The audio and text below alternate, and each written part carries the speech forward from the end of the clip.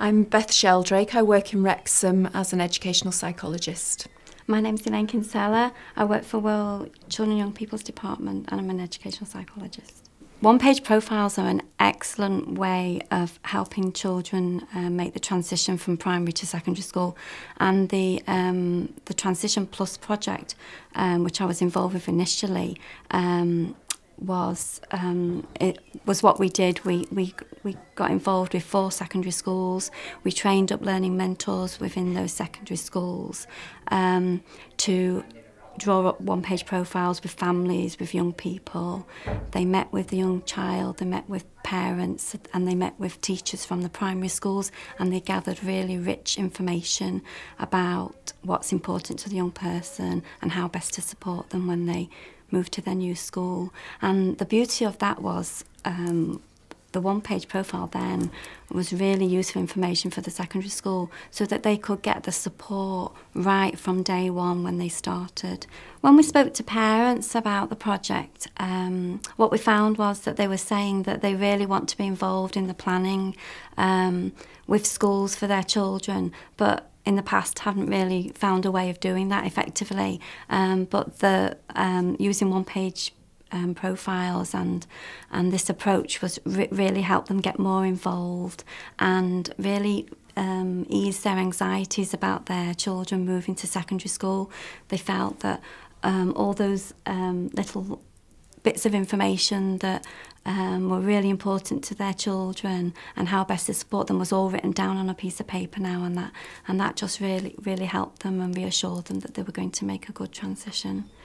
And that's also not just the transition from primary to secondary, but I've also used it successfully with younger children, say in nursery, that are starting primary school, which again can be a very anxious time for parents in particular, children who have got quite complex needs, and just to arrange that meeting where the parent can see that everything that is important to their child is recorded and shared with all those key people makes such a huge difference for those parents. And also the transition for children moving schools as well. So an example would be a young boy that I worked with who was moving from a school out of county, and he came to one of our schools.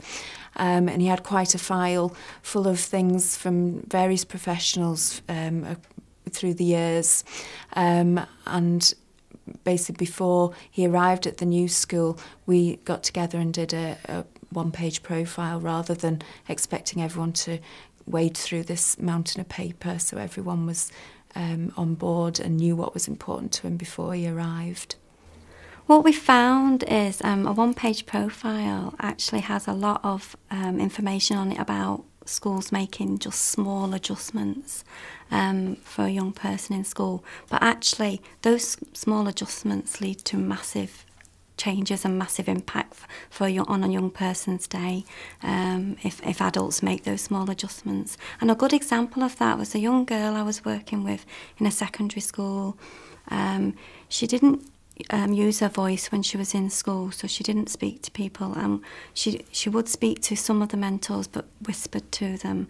And what we found when we were talking to her and her family and some of the teachers that knew her really well was that when she comes out of a lesson, she quite often hovers by the door and waits for the teacher to invite her back into the lesson once all the young people have left the lesson.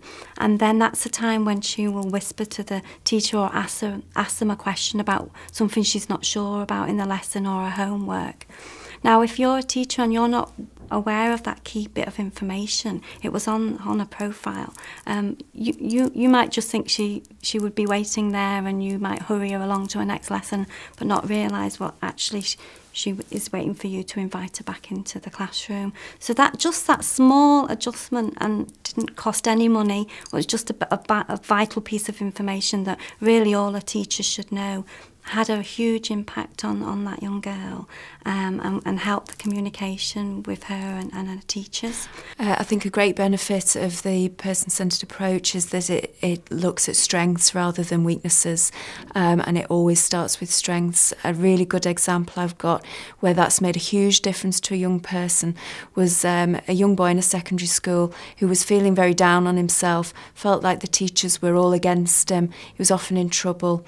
And one of the things we did was we asked the teachers to all share something that they liked and admired about him and share that with him. Some actually told him to his face, which made a huge difference to him. And you could actually see him physically grow in confidence and really raise his self-esteem. Over the last 3 years, using this approach more and more in my practice, when I look back on the last 3 years, really some of the nicest pieces of work I've been done with families is using this approach to help their children in primary and secondary schools, to help with transitions, to help children get back into school when they've missed some school, to help them move from year 2 to year 3, so within a primary school. It's been used in lots of different ways, and when I reflect, it's been some of the nicest pieces of work that I've done, because families have been so appreciative of being involved, and it allows families to get involved with planning. Children love, it's a good way of getting them involved in and making a difference to how they get supported in schools. And the one big thing for me is just small adjustments can make a big impact, and a lot of those small adjustments don't cost any money. There's no funding involved or resources. It's just it leads to a better understanding and a more personalised support for a young person.